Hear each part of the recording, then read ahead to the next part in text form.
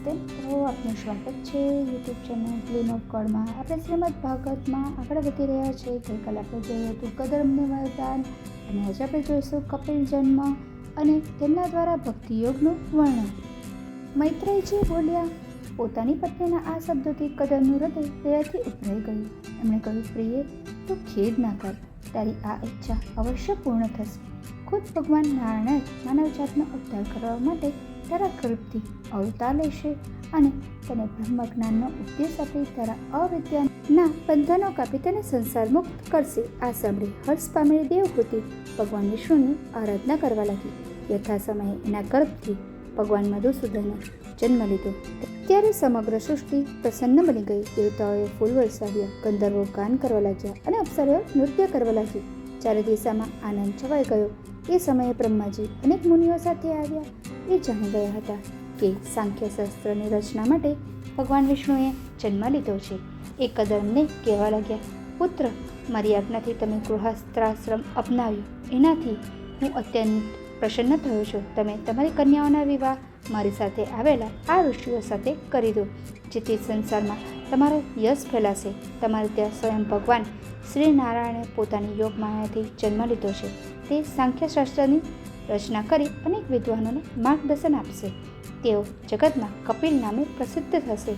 બ્રહ્માના ગયા બાદ દેવહૂતિ તથા કદર્મે પોતાની કન્યાઓના વિવાહ ઋષિઓ સાથે કરી દીધા.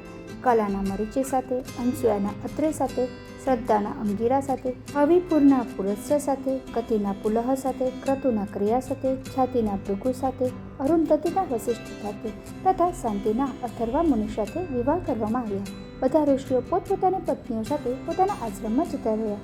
ત્યારબાદ કદર્મ મુનિ સંન્યાસ લેવાનો વિચાર કરી પોતાના પુત્ર ભગવાન કપિલની પાસે આવ્યા અને સંન્યાસ ગ્રહણ કરવાની રજા માંગી. ત્યારે કપિલ બોલ્યા, હે મુનિ, તમારા વચન અનુસાર મેં તમારા પુત્રના રૂપમાં જન્મ લીધો છે.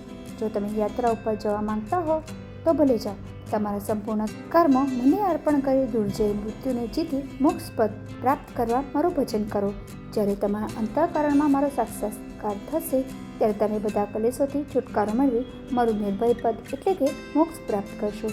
હું માતા દેવહૂતિને પણ સંપૂર્ણ કર્મથી છોડાવવાવાળું આત્મજ્ઞાન આપીશ, જેનાથી તે સંસાર રૂપ ભયથી પાર થઈ જશે. આ શબ્દો સાંભળી કદર્મ મુનિનું મન પ્રસન્ન થઈ ગયું અને તેઓ સર્વ વિષયોને ત્યાગી વનમાં જતા રહ્યા અને મોહ, માયા, દ્વેષ, મમતા, અહમ રહિત થઈ વાસુદેવમાં ચિત્ત સ્થિર કરી અંતમાં એ મોક્ષને પ્રાપ્ત થયા. શૌનકે પૂછ્યું, સૂચિ તત્વોની સંખ્યા કરવાવાળા ભગવાન નારાયણે સ્વયં કપિલ અવતાર લઈ કયા કયા કાર્યો કર્યા તે જણાવો. સૂચિ બોલ્યા, પિતાજી વનમાં જતા રહેતા કપિલ પોતાની માતાની સેવા કરતા બિંદુ સરોવર પર રહેવા લાગ્યા. એક દિવસ વિષય વાસનાઓથી અશાંત માતાએ એમની પાસે આત્મજ્ઞાન મેળવવાની ઈચ્છા કરતા કહ્યું, હે પ્રભુ, મારી મોહ, અહમ, મમતા વગેરે છૂટી વિષયાભિલાષી ગ્રંથિઓ છૂટી જાય અને ભગવત્સરને પ્રાપ્તિ થાય તેવા ઉપાય બતાવો, જેથી મારું કલ્યાણ થાય. કપિલ બોલ્યા, હે માતા, માનવીના કલ્યાણનું મુખ્ય સાધન આત્મયોગ છે.